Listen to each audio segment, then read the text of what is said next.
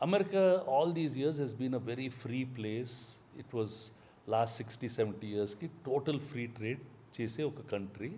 అక్కడ ఇలాంటి రూల్స్ ఉంటాయని ఎవరూ ఎక్స్పెక్ట్ చేయలేదు. ఇప్పుడు అక్కడ అమెరికన్ గవర్నమెంట్, అమెరికన్ ప్రెసిడెంట్ వాళ్ళు లేదు మనకు చాలా నష్టం జరిగిపోతుందని చెప్పి వాళ్ళు రకరకాల మెథడ్స్ పెడుతున్నారు. వాళ్ళు టారిఫ్లు పెడితేనే వాళ్ళకి పనులు వస్తాయని, వాళ్ళ దేశం బాగుపడుతుందని అది వాళ్ళ ఫీలింగ్.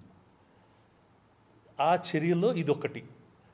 ఇది సినిమాల మీద 100% టారిఫ్ పెట్టడం. అంటే ఏమవుతుంది, నార్మల్గా చాలా ఇంగ్లీష్ ఫిల్మ్స్ కెనడాలో షూట్ చేస్తున్నారు, ట్యాక్స్ బెనిఫిట్స్ ఉన్నాయని చెప్పి.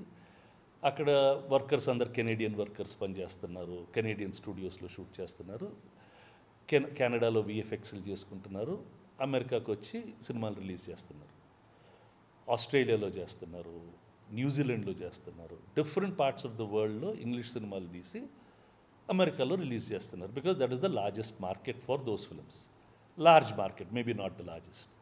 దానివల్ల లేదు మా ఊర్లో తీసిన సినిమాలకే మేము ట్యాక్స్లు ఇలా పెట్టుకుంటాం, బయట ఊర్లో తీసిన సినిమాలకి మేము ట్యాక్స్ వేస్తామని వాడు రూల్ పెట్టారు.